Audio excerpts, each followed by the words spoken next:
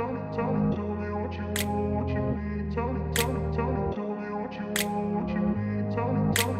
grew up in a place where they told you what to chase, told you how to run the race.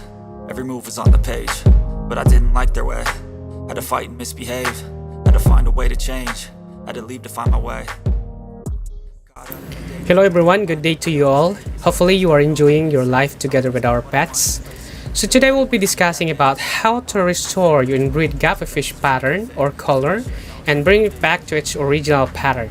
I know some of us here experience this kind of problem when it comes to our Guppy Fish, especially for the beginners. Because no matter how beautiful or expensive your Guppy Fish, if you don't know how to fix them when inbreed, abruptly they will turn into hybrid junk. That's why follow this video to restore your Guppy Fish back to its original form.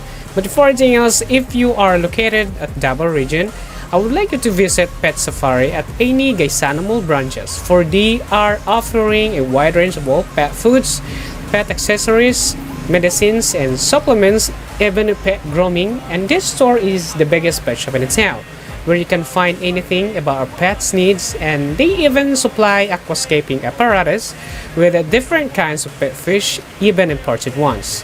And they're also offering imported fish accessories and different kinds of fish foods that would make your fish healthy, so make sure to visit the store.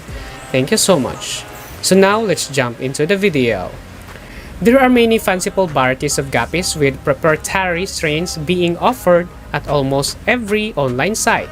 Guppies are prolific and colorful fish, but beware when you search out these rare and unique strains like overbreed goldfish. Guppy inbreeding is rampant among these extra special varietals, so hobbyists, please be forewarned. Why is guppy inbreeding bad?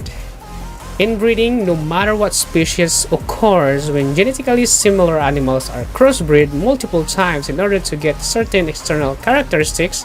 It could be a color or fin length in fish, and since guppies replicate so quickly, and this is the case for many live wire fish, it is very easy for even novice breeders to start to see unusual strains.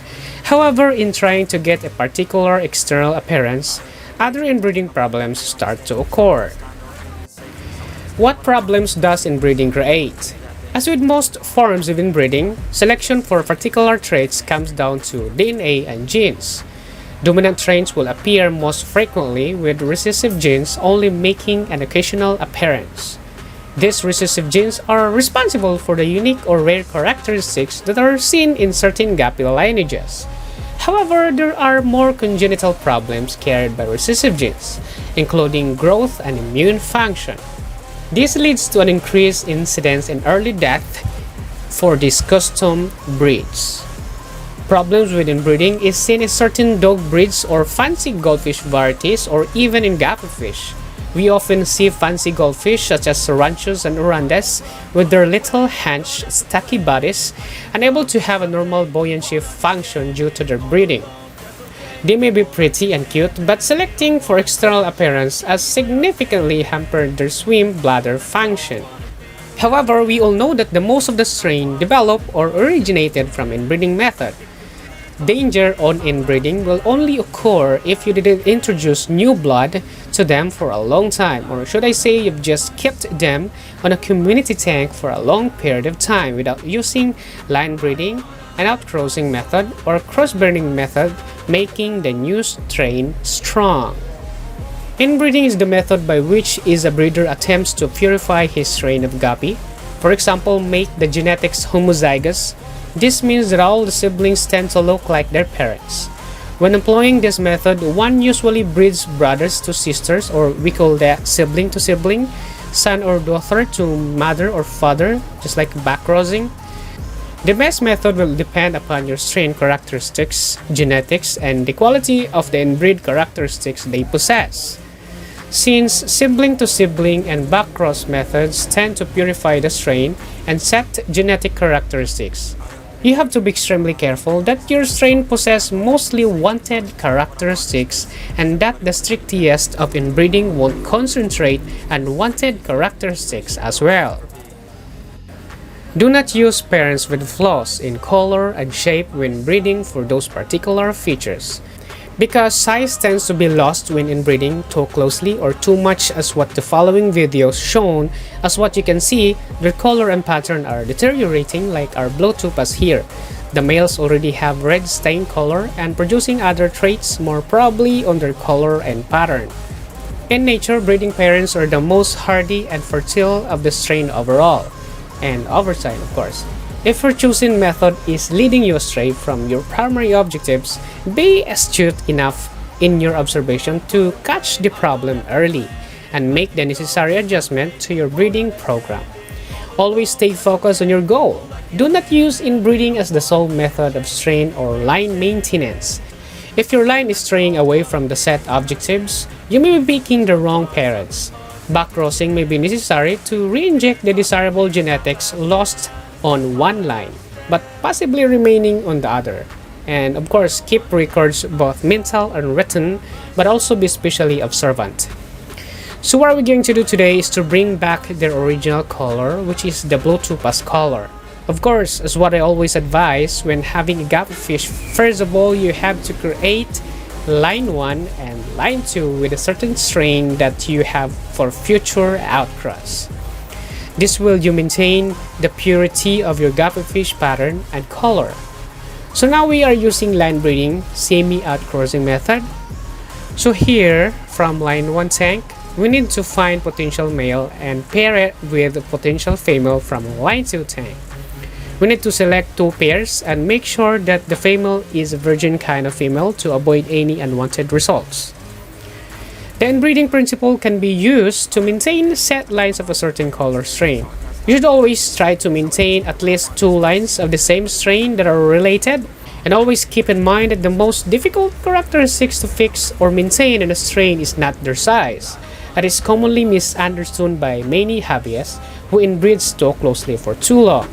But shape, color, and pattern is more important, and you should always follow the straight body guide as shown on our picture here. You should discard guppy that does not show good quality. This includes all aspects of those features related to both body and finnage. Note how important shape is. If you lose a difficult characteristic to set, it could retard your progress many generations.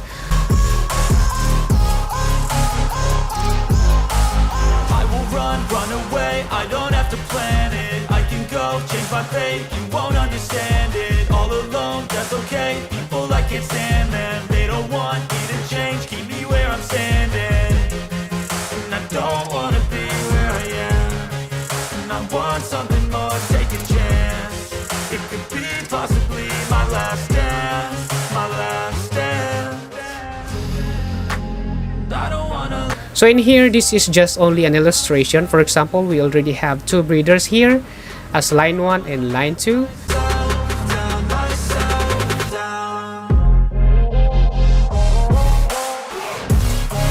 So below are their fry as F1, or shall we say just for this video, F1 to F3.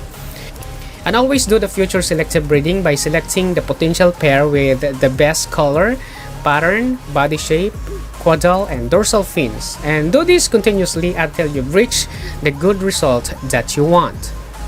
When crossing these related lines, you can potentially obtain breeding stock from the line cross that can be used to improve one or all of your inbreed lines. This is how you maintain inbreed lines that have been inbreed for too long.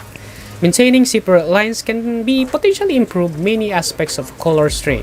For example, patterns, symmetry, injection of new background colors in bicolor caudals, increasing the density and intensity of half-black body colors, increasing the fertility, tail or dorsal shape, and size, and fixing better body shape.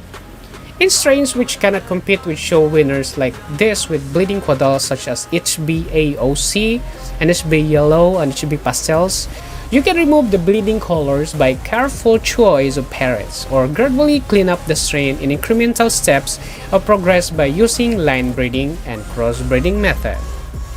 So that's it. Thank you guys for watching this video. Hopefully you've learned something from it, especially on restoring your inbreed guppy fish back to its original form. Just make sure to follow our guide. And if you like this video, please give us a thumbs up and subscribe to our channel to get updated on upcoming videos like this one. And if you have any questions, clarifications regarding to our video here, just send your message at the comment section below, or follow us on our FB page at happytv.ph and to my Instagram account at markroyce87. I'll do my best to answer all of your questions there. Thank you very much, guys. Stay safe, everyone. To God be the glory. Bye bye.